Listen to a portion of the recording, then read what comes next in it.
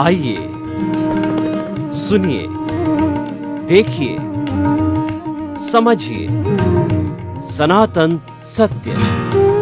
जैसी दृष्टि वैसी सृष्टि, दृष्टि विज्ञान। कुदरत, कुदरती रचना एवं कुदरत के कानून से शाश्वत सुख की प्राप्ति। जोधपुर के परम पूज्य महात्मा उपासक प्रोफेसर डॉक्टर सोहन राज तातेड़ के निर्देशन में सनातन सत्य। जैसी दृष्टि वैसी सृष्टि, दृष्टि विज्ञान।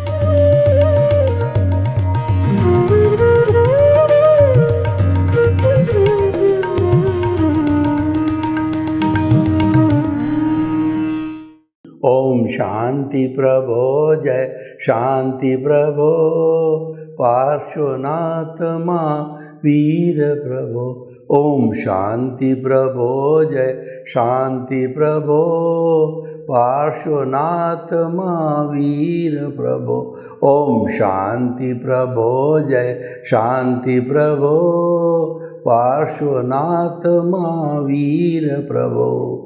ये मेरे भीतर विराजमान शुद्ध आत्मा भगवान, आप मुझे ऐसी शक्ति दो, जागृति दो कि मेरा राग द्वेष हर क्षण घटता रहे, मेरा संभाव बढ़ता रहे, मैं किसी के दोष नहीं देखूं, मेरे द्वारा किसी को दुख न हो और मेरे मन में किसी के प्रति बुरे भाव न आए, मेरे मन में किसी के प्रति अभिप्राय और ओपिनियन देने की भावना न हो। मुझे हर जन्म में मुक्ति के कर्म मिले, मुझे हर जन्म में ज्ञानी पुरुष सद्गुरु मिले, ऐसी कृपा करो, आशीर्वाद दो और जागृति दो, शक्ति दो। भाई और बहनों, मातृशक्ति को नमन। आज का हमारा बहुत सुंदर विषय जीवन की रोजमर्रा की समस्याओं का समाधान। देखिए, हम जब जन्म लेते हैं तब से ले जा करके जब तक हमारी मृत्यु होती है, इस पीरियड को हम जीवन कहते हैं। और इस जीवन के अंदर जैसे प्रतिदिन धूप आती है, छाँव आती है, सुख आता है, दुख आता है, रात आती है, दिन आता है, ऋतुएं आती है, जैसे जैसे समय बदलता रहता है तो जीवन के अंदर हमारी समस्याएं भी आती है। लेकिन प्रकृति का ये नियम है, हर समस्या के साथ में उसका समाधान छुपा हुआ है। वह समाधान अदृश्य होता है और समस्या दृश्य होता है। जो महापुरुष होते हैं, चिंतनशील होते हैं, साधक लोग होते हैं, जो श्रद्धा और सबूरी रखते हैं, वह अपनी पैनी नज़र से उस समाधान को ढूंढ लेते हैं। तो हमको वो पैनी नज़र पैदा करनी है, उसका नाम है दिव्य दृष्टि। हम आपको इस एपिसोड के अंदर वह पैनी नज़र, वह दिव्य दृष्टि देना चाहेंगे, जिससे कि रोज़मर्रा की समस्याओं का समाधान हो जावे। और हम आपको बताते हैं कि 100 बीमार एक अनार, कहावत है कि एक अनार का जूस 100 बीमार लोगों को दिया जाता तो सभी ठीक हो जाते हैं। हम ऐसा आपको सूत्र देंगे, ऐसा आपको नेक्टर देंगे, अमृत देंगे, टॉनिक देंगे कि जिसके माध्यम से जो है आप हर समस्या का समाधान पा सकते हो। देखिए, जीवन के अंदर समस्याएं कई तरह की होती है। व्यक्तिगत समस्या, पारिवारिक समस्या, सामाजिक समस्या, आर्थिक समस्या और स्वास्थ्य संबंधी समस्या, घरेलू जो झंझट संबंधी समस्या, हमारी भावनात्मक समस्याएं, हमारे मानसिक अशांति की समस्याएं, ऐसी ऐसी अनेकों समस्याएं पैदा होती है।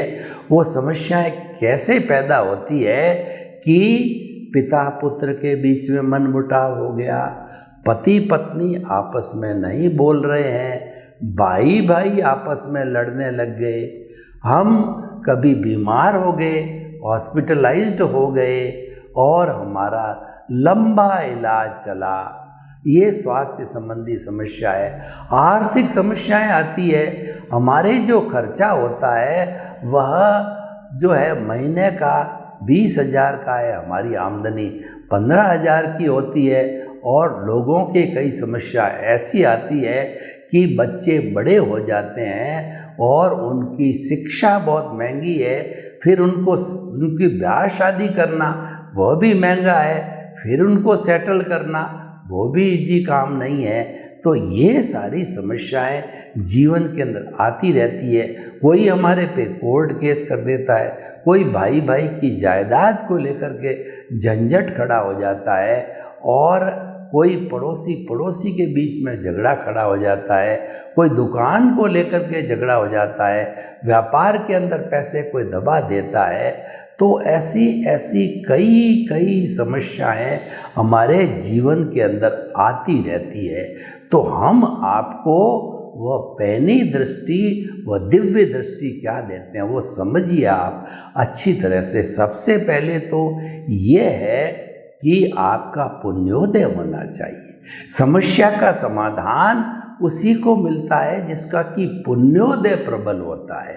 अगर आपका पुण्योदय प्रबल है तो आपको कोई न कोई रास्ता मिल जाता है, और पुण्योदय प्रबल होने से वह समस्या भोगनी तो पड़ेगी, लेकिन या तो भोगते भोगते वह तकलीफ नहीं देगी, या भोगने के बाद आराम से भोग करके उससे पिंड छूट जाएगा।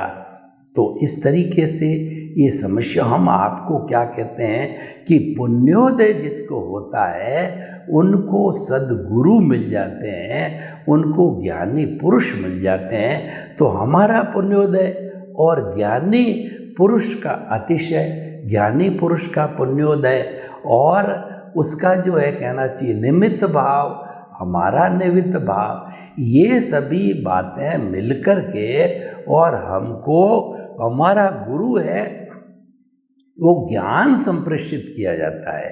क्योंकि जो है ज्ञान के बिना अज्ञान समाप्त नहीं होता है।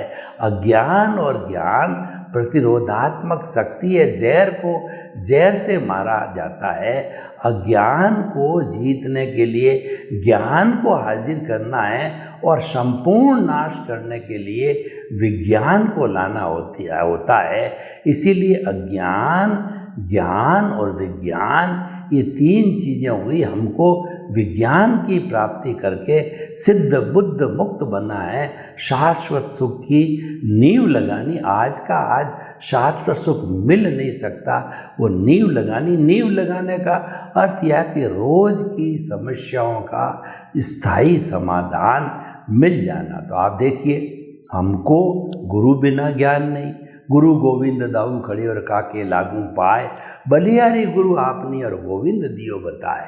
जो गुरु होता है वह ईश्वर के दर्शन कराता है। इसीलिए हम गुरु को प्रणाम पहले करते हैं, ईश्वर को बाद में कराते हैं, क्योंकि ईश्वर का दर्शन गुरु ने कराया। तो गुरु क्या होता है? हमारे जो अंधकार रूपी तिमिर है, अंधेरा है, उसको हमारे भीतर ज्ञान का एक दीपक जला देता है।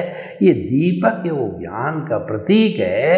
एक दीपक को घना अंधेरा शताब्दियों का वो जला दिया जाता है, तो उस तिमिर को वो हर लेता है। इसीलिए हमारी जो सरस्वती देवी जो माँ है, ज्ञान की देवी है। कोई भी ज्ञान का हुक्म, कॉन्फ्रेंस या कोई भी किया जाता है तो सबसे पहले वो हमें दीप प्रज्वलन करते हैं। इसका अर्थ ये है कि हम देवी को याद करते हैं, हे देवी हमारे इस ज्ञान यज्ञ को आप निर्विघ्न संपन्न करें और हमारे भीतर सतत ज्ञान का दीपक जलावें, जीवन भर हम ज्ञानमय रहें। तो देखिए कि वह ज्ञान हमको गुरु देता है। वह गुरु क्या करता है कि हमारे को सरेंडर कराता है कि द्रव्य कर्म, भाव कर्म, नौ कर्म, मन वचन काया तथा मेरे नाम की सब माया आप प्रकट परमात्मा प्रभु के सुचरणों में समर्पित करता हूँ। जो ही हम समर्पण करते हैं भक्ति मार्गी हो जाते हैं। उसकी भक्ति मार्गी के कारण गुरु जो है उसका अतिशय होता है। तो हमारा वो जो दर्शनावरणीय मोह है, हमारा जो अनंतानुमंदिकषा है, उसको अपने ज्ञान से वो भस्मीभूत कर देता है। ये उसका अतिशय होता है, पुण्योदय होता है। और हमारा पुण्योदय उसका पुण्योदय मिलता है जब ये ज्ञान हमको मिलता है। वो मिलते ही क्या है कि हम जो है वह एक निमित्त बन जाते हैं। कैसे निमित्त बनते हैं मैं आपको बताऊं कि ये जो कालबेलिए होते हैं ये पुंगी बजाते हैं। पुंगी की आवाज़ इतनी मधुर होती है, बड़े बड़े नाग उस पुंगी की जो सुरीली आवाज़ के ऊपर नाचने लग जाते हैं। तो ये कालबेलिए बड़े होशियार होते हैं। तो नाग नाचता है तो उसके कंठ के अंदर जहाँ जहर की थैली होती वहाँ पकड़ करके, और जिस तरीके से हम जो है निम्बोली का गुठली कैसे निकाल देते हैं पकी हुई की, तो वह उस जहर की थैली को गुठली के रूप के अंदर बाहर फेंक देता है, उसकी सर्जरी कर देता है और उसको एक साधारण नाग विषहीन बना देते हैं। पहले विषेला नाग था, अब विषहीन हो गया और अपने पिटारे में बंद कर देते हैं, अपने कमाई का साधन बना देते हैं, अपने हाथ के डसाते हैं। फिर भी क्योंकि वह चला गया, विष चला गया। तो हमारा विष है जो अनंतानुमंदिकषा है, उस थैली को गुरु बाहर फेंक देता है। हमारे नए कर्मों का बंधन नहीं होता है, होता है मामूली सा होता है। कौन सा? क्योंकि जो डाइल्यूट बचे हुए हैं दर्शन मोहनीय के अंदर, अप्रत्याख्यानी, प्रत्याख्यानी और स्वंजलन है, वो बहुत नॉर्मल निर्मल होते हैं। और वो एक समय में बंद हुआ, दूसरे समय के अंदर भुगतान हुआ, तीसरे समय के अंदर वो विनाश हो गया। यानी कि वह जो है इरियापतिक कर्म कहलाते हैं, इतना मात्र बचता है। तो भाई और बहनों, हमको ज्ञान मिला, हम निमित्त बन गए। तो अब देखिए कि हम निमित्त हैं, तो हम आगे बढ़ते हैं। तो आगे बढ़ने के बाद में हमको दो सूत्र दिए जाते हैं। एक तो ये होता है कि तुम चिंतन करो कि मन वचन काया से मुक्त ऐसा मैं शुद्ध आत्मा हूँ। यानी दृष्टि के अंदर एक बात फिट कर दो, जो हमारी रोजमर्रा की समस्या है वो अपना खेल खेल रही है। पैसे की कमी हो रही है, किसी से झगड़ा हो रहा है, तो होने दो, आप उसको रोक नहीं सकते। जो उदय प्रारब्ध है वह तो ऑटो मोड से चलता, वो मैकेनिकल आत्मा कहलाती है, उसको चलने दो। उससे मुक्त रहना, उसके साथ जुड़ना नहीं, उसमें टांग अड़ाना नहीं। टांग अड़ाएंगे तो टांग हमारी टूट जाएगी। इसीलिए कहा गया है कि स्थूल संयोग, सूक्ष्म संयोग, वाणी के संयोग सब पर हैं, पराधीन है। यह ज्ञान मेरे हृदय में संस्थापित रहे, कोई दखल करूँ नहीं, यानी मैं उसको डिस्टर्ब नहीं करूँगा। इस भुगतान को डिस्चार्ज होने दो। बर्फ़ की शिला में जैसे पिघलती जाती है तो डिस्चार्ज होने दो। ये मन वचन काया की बैटरी डिस्चार्ज हो रही है।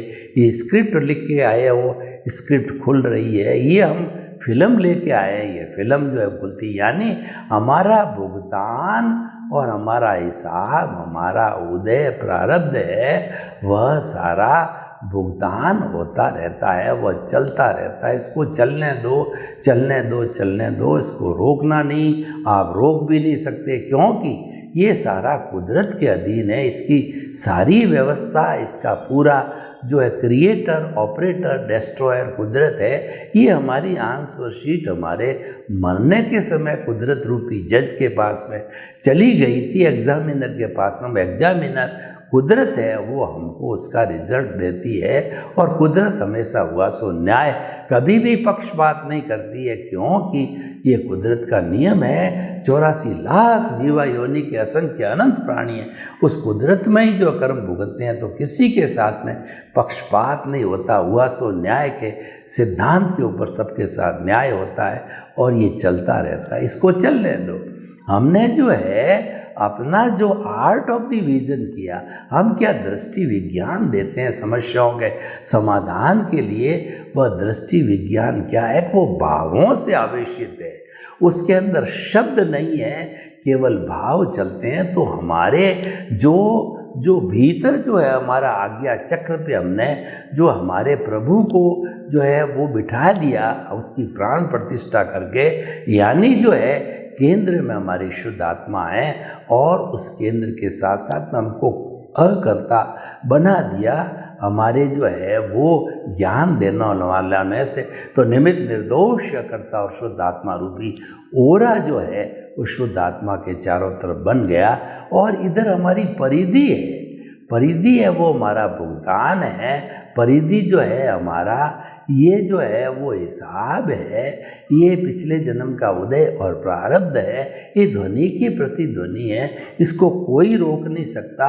व्यवहार शुद्धि निश्चय शुद्धि है तो ये चलता रहना चाहिए। तो हम क्या कहना चाहते हैं आपको कि इसको कुदरती रचना मानो, जो कुछ घटित हो रहा है उसको कुदरती रचना मानना और हमको जो है हमेशा अपने भावों में रहना, यानी अपने दृष्टि में रहना, अपने जो है आर्ट ऑफ द विजन के अंदर रहना चाहिए, क्योंकि वहाँ पर ही हमारा ज्ञान दर्शन का डेवलपमेंट होता है, वहाँ से ही हमको अगले जन्म की खुराक कैरी फॉरवर्ड होती है।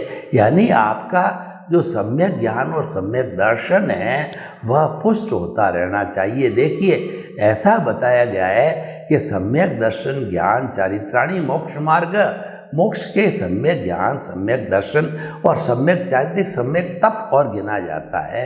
तो सम्यक ज्ञान क्या है कि मन वचन काया से मुक्त ऐसा मैं शुद्ध आत्मा हूँ, ये सम्यक ज्ञान हो गया।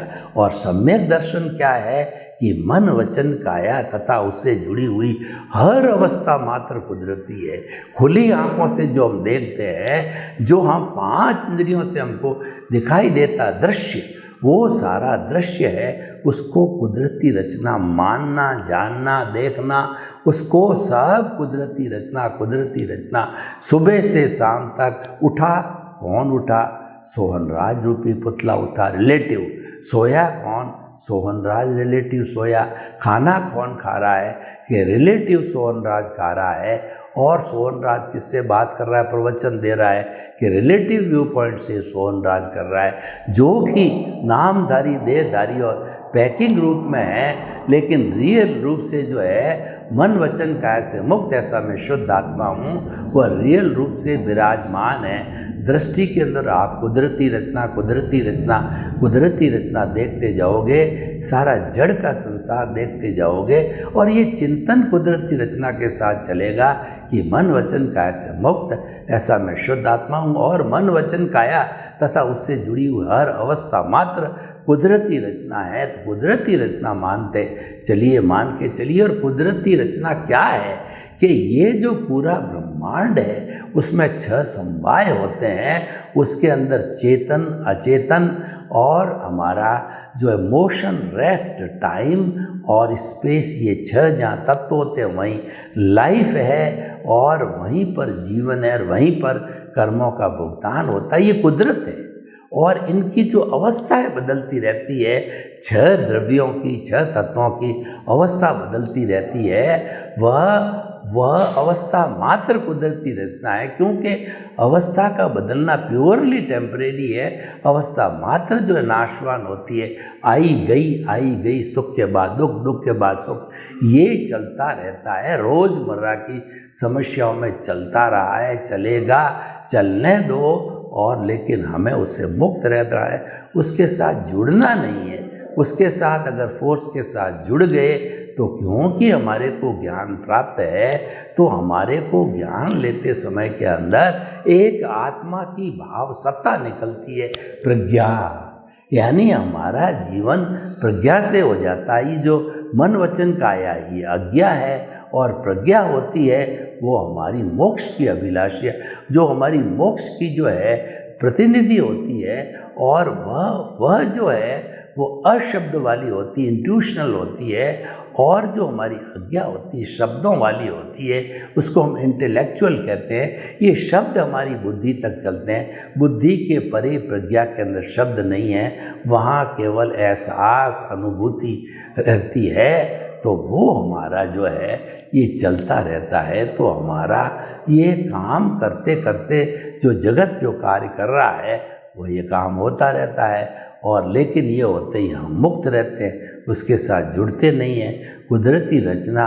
ये कहलाती है, और कुदरत ये कानून के तहत चलती है। कुदरत का कानून है कि as you will sow will you reap, जैसा करोगे वैसा भरोगे।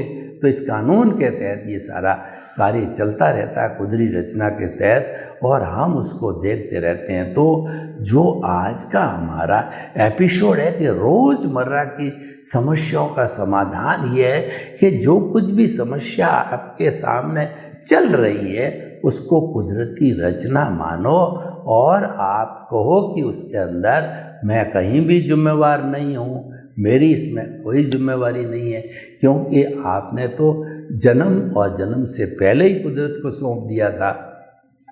तो इसका निवारण कुदरत करे, और आप जब श्रद्धावान हो जाते हो, सबूरी करने लग जाते हो, तो कुदरत अपना काम करते करते वह कोई न कोई रास्ता अपने आप निकाल लेती, उसकी जिम्मेवारी होती है। तो हम आपको ये कहना चाहते हैं कि ये सारी कुदरती रचना, कुदरत के कानून के तहत जो चलता है उसको चलने दो। आप मात्र उसके ज्ञाता दृष्टा रहो, जुदापन की जागृति रखो, और जो है आप उससे भिन्न रहो, उसके साथ में जुड़ना नहीं है। ये जुदापन की जागृति एक बहुत ही अच्छी जो है हमारी जो कहना चाहिए चिंतन है कि ये शरीर अलग है, मैं अलग हूँ, ये शरीर तो हार्ड मांस का बना हुआ है, ये तो पिछले जन्म के कर्म के भुगतान के लिए है, और मैं तो अजर अमर अविनाशी शुद्ध आत्मा हूँ, पहले थी आज हूँ और आगे से चलती रहूँगी।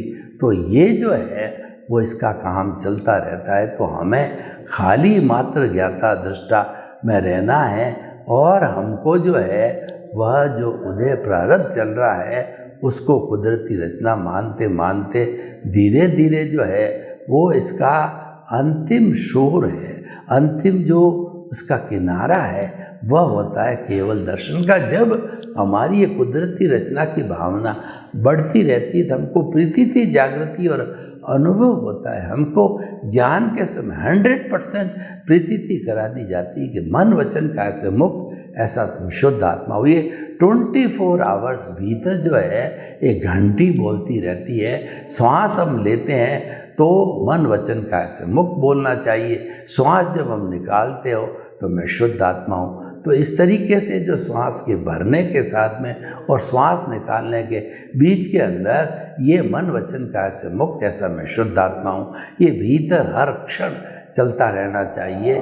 तो ये चलते रहने से जो है वो हमारी जो कुदरती रचना बाहर जो काम कर रही है वह हमारे को धीरे धीरे प्योरीफिकेशन कराएगा और वो हमारी आत्मा में जाकर के विलीन हो जाएगी। तो भाइयों और बहनों, हम आपको बताना चाहते हैं कि जो आज का हमारा विषय जो है कि रोज़मर्रा की समस्या में जो है वो का समाधान हमको निकालना है।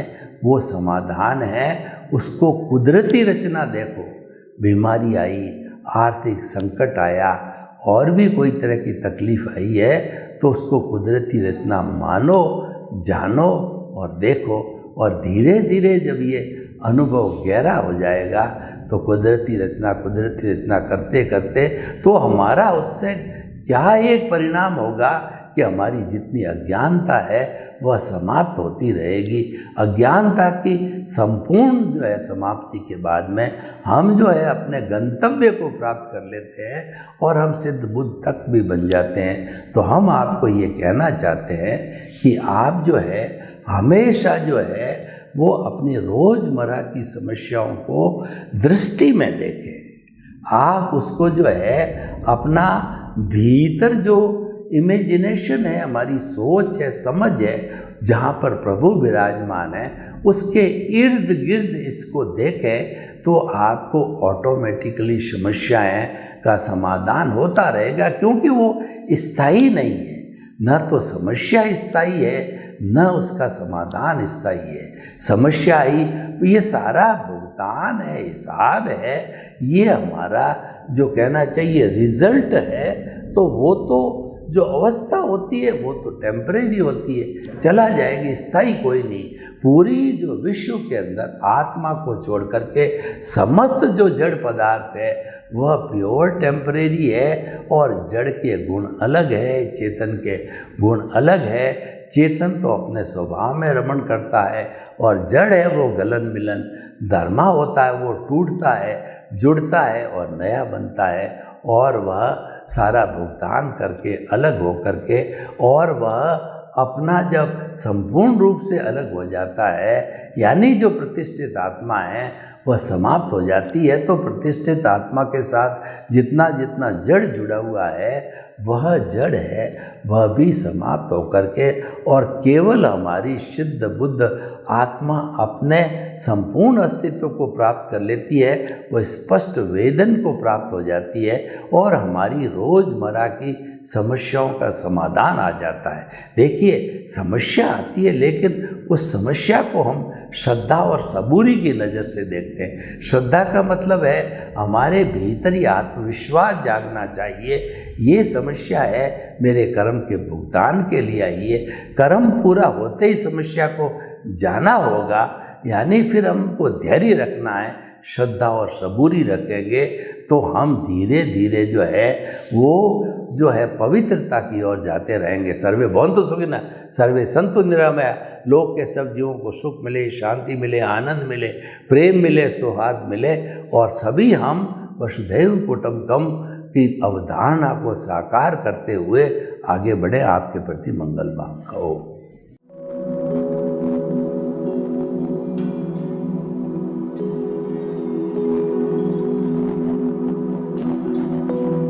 एक ऐसा अंतर्राष्ट्रीय ख्याति प्राप्त मानव जो गुरु प्रेरणा से पिछले 20 वर्षों से वानप्रस्थ जीवन जीते हुए 24 घंटे मानवता की सेवा में संलग्न है। एक ऐसा मानव जो अभी राष्ट्रीय, अंतर्राष्ट्रीय टीवी चैनलों पर 7,500 एपिसोड के माध्यम से सनातन सत्य, आत्मविज्ञान एवं पुनरुत्थान व्यवहार एवं निश्चय जगत के जीवनोपयोगी विषयों पर हृदय स्पर्शी प्रवचन कर चुका है। उस मानव का नाम है महात्मा उपासक प्रोफेसर डॉक्टर सोहन राज तातेड़।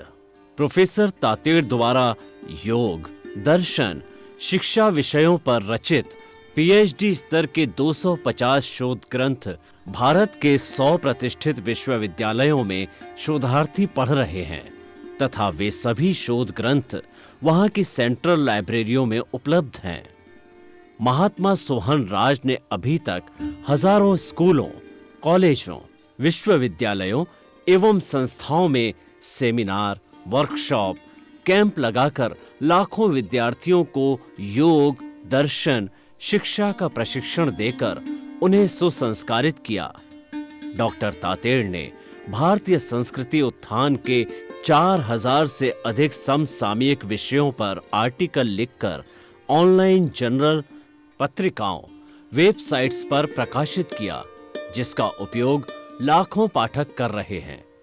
उपासक तातेड़ के 5000 से अधिक आज का सुविचार, आज का शुभ संदेश, आज का मंगल भावना योग आदि चिंतन websites, Twitter, blogger, Facebook, YouTube माध्यमों से लाखों लोग अपना जीवन निर्माण कर रहे हैं।